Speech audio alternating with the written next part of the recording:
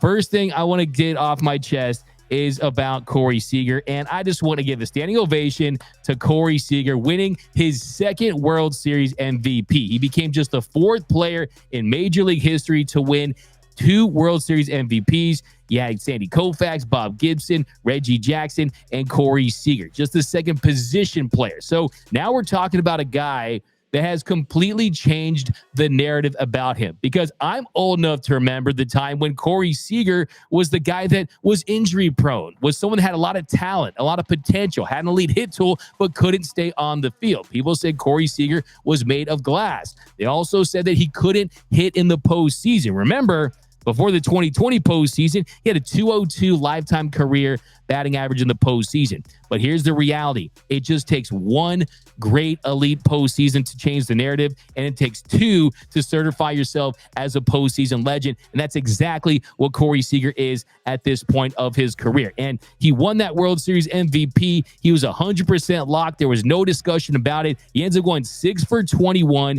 hit 3 home runs. It was Corey Slugger this series, had 6 RBIs, 6 runs, had a .762 slugging percentage. So Corey Seager, he was outstanding, and it wasn't just the overall production. It was how timely those hits were. It's how clutch those hits were.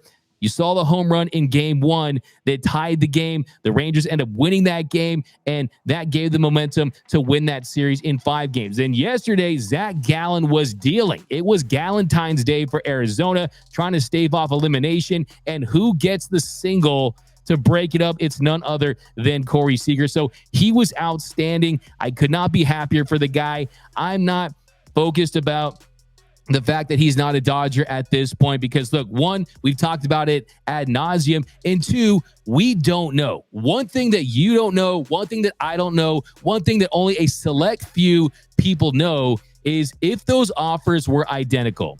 If the Dodgers upped the ante and said, okay, you're going to give him $325 million, Texas. Fine. We're going to give him $400 million. That's going to make up for the 13.5 California state income tax. If those offers were equal, would Corey Seager said, you know what, I want to be a Dodger?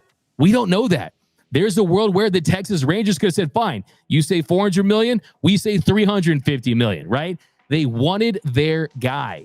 They got their guy, and it led to a World Series championship. And it was very interesting after the game. Corey Seager, in his press conference, he talked about how the fact that the Texas Rangers had never won a World Series, the fact that they've had so many years of ineptitude, that intrigued him. That was a draw for him to go to Texas, along with Young and Chris Young there, trying to lure him in there. And look, they made him feel like he was going to be their foundational piece that was going to get them over the hump and really start this era of Texas Rangers baseball. And guess what? It worked. Now, there was a very interesting question during the press conference that really took Corey Seager for a shock there. Really, he was taken aback by this question. Go ahead and run this clip about Corey Seager and a question that he was asked that I thought was a little bit of a clown question here. Check this out. Hey, Corey, I'm just going to ask you the question that I get texted most, especially this whole series. Why did the Dodgers let you go? Other questions? We'll go to Evan. I don't have an answer. Corey, where's the first MVP trophy positioned, and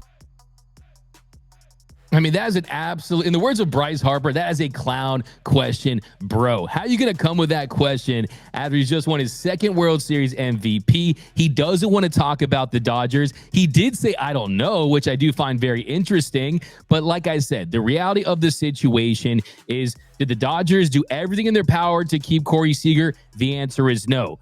But two things can be true at the same time. Had the Dodgers had upped their offer, which was reportedly in 2021 before the regular season began, they offered him 8 years and $250 million. That was never a serious offer. And then when he was a free agent, they offered him close to $300 million, which was far off. That wasn't even close. That's not enough to even have a conversation. So I do believe that at this point, you just have to feel happy for a guy that was drafted by the Dodgers. Remember, when you're drafted by a team, you don't get to choose where you go. He's from North Carolina, right? Did he have the personality? Did he want the limelight of being LA? Maybe he did not, right? So there's that. And then you couple the fact with that, look, he's someone that already won a World Series for the Dodgers. He talked about how he was able to end the drought in LA, and that's one of the reasons why he was hungry to help the Rangers win a title. But look, I could not be happier for Corey Seager. This is someone who has overcome injuries. He's overcome early lack of success in the postseason to establish himself as one of the very best postseason players of all time. And now there's a world where Corey Seager, if he continues this success, I mean, Corey Seager could make the Hall of Fame one day. I mean, that's where we're headed with Siegs. If he can stay healthy, he's at 32 WAR right now, finds a way to get to close to 60. It might be on the Hall of Very Good. It might not make it in, but I think that things could change. But if he has some more elite season, I mean, he had a 6.9 WAR this year, 1,013 OPS. And by the way, you know, I'm not Mr. Victory Lap guy, but I will say, if you watch the video I dropped before opening day, I dedicated to Corey Seager and the success that he would have with the restriction on the ship. He just needed to stay healthy. Did spend some time on the IL this year, but for the most part, he was fantastic. Now, real quick, before we talk about free agency, before we talk about the roster crunch, we're going to talk about the 5 things that the Dodgers can learn from the Texas Rangers. First thing, be road warriors. That Texas Rangers team became the first team in MLB history to go 11-0 on the road. Just think of the mental toughness that requires. Just think about the clutch hitting that takes. Just think about the pitching that was nails for the Texas Rangers in big situations. That is something the Dodgers can learn from, because guess what? The last 6 postseason road games for the Dodgers, dating back to the 2021 NLCS against the Braves, they've gone 0-6. They lost the first 2 games of the Braves in 2021.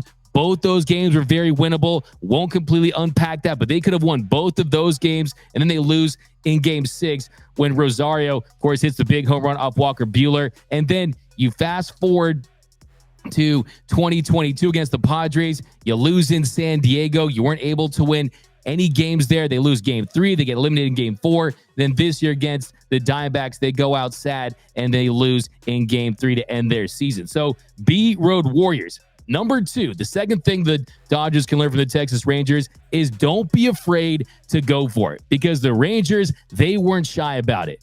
They didn't care how bad they performed. They didn't care how many losses they had in previous seasons. They said, you know what? We're going to push all the chips in the middle of the table. We're going to spend big on free agents. We're going to be aggressive at the trade deadline. And they went all in. They pushed in all the chips. They took out their Rolex. They threw in their cowboy hats, cowboy boots, a lien on the house. They did everything to win a World Series, and it paid off. It's high stakes. There's no doubt about it. Very high stakes. But still, it worked. They signed Corey Seager for $325 million. They signed Marcus Semien for $175 million. You signed Jacob deGrom for $185 million. His arm falls off, and what they do, you go out there and you trade for Max Scherzer and Jordan Montgomery. Instead of saying, you know what, we've gone this far, we spent a ton of money, we're done. No, they doubled and tripled down. They were not afraid. They tried everything in their power to improve their roster, and it paid off. Also, look at Nathan Eovaldi. Nathan Eovaldi, former Dodger great Nathan Eovaldi, he was fantastic, and they signed him for 2 years at $34 million. Nathan Eovaldi, in the postseason, he had a 2.95 ERA in 36 2/3 innings, had 41 punch-outs. He won the clinching game of the World Series. He goes 5-0 in 6 starts. So you look at the signs the Dodgers made, the 1-year deal they gave to Noah Syndergaard, that was their high-risk signing, right? That was their reclamation project. You just spent a little more money. You can get yourself a Nathan Eovaldi at 2 years, $34 million, a guy who has stuff that plays up in the postseason we saw in 2018, and you benefit from that. So they made things happen. They were taking action. The Dodgers need to do that. Andrew Friedman, who has spent big on Mookie Betts and Freddie Freeman, the only time he has ever given a contract to a starting pitcher that was worth over $50 million was for Trevor Bauer. And we saw that worked out. And that was also a unique circumstance because he had the opt-outs after every year. They thought maybe he would opt out after getting paid the highest AAV for any starting pitcher in the history of the game. So even that was a unique situation. So, hey, scared money don't make none. Okay. And the Dodgers, I hope they learned that from the Texas Rangers. The third thing they can learn from Texas is your best players need to step up in the big games, on the big stage, when the lights are bright. Like John Wooden said, be at your best when your best is required. Well, the Texas Rangers, their best players were at their best. We already talked about Corey Seager. He's their highest paid player. He's their franchise player, and he won the World Series MVP. the game-tying home run in Game 1, broke Zach Gallen in Game 5. He raked all season long. He raked all postseason long, and he was phenomenal. And then you look at Trevor Siemian, who had hit 197 through their first 15 postseason games. And what happened? Game 4, drove in 5 runs, had a triple and a home run. And then yesterday in the clincher, he singled and hit a home run. So he stepped up.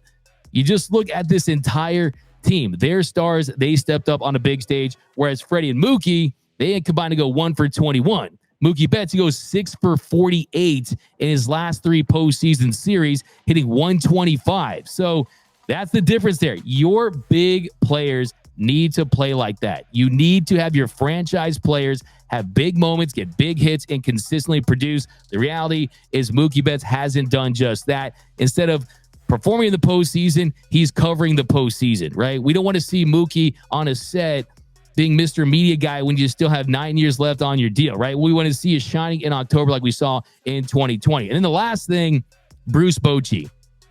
So I'm going to say, Bruce freaking Bochy. This man, whatever this man touches, turns to gold. I saw him at the winter meetings last year. He's got the biggest head I've ever seen on a human being in my life. I think it just got bigger with all the baseball he's ever watched and learned and managed throughout his career. He's the only manager to win a title with the team he beat. If you remember in 2010, the Giants, they beat the Texas Rangers. So now he comes back with the Rangers and he wins a World Series for them. So you look at his history. He's 2 of just 3 managers in Major League history to take 3 separate teams to the World Series. He's only the 3rd manager in MLB history to win a title with teams in both leagues, joining Sparky Anderson, Tony La Russa. And you look at the success that he had in San Francisco. You look at the success that he's had with the Rangers. He's only the 6th manager in baseball history to have won at least 4 World Series championships. And how about this? 13 years to the day, Bruce Bochy led the Rangers to a World Series. That was the same day he led that San Francisco Giants to their first World Series against the Rangers. So the point I'm trying to make is winners win.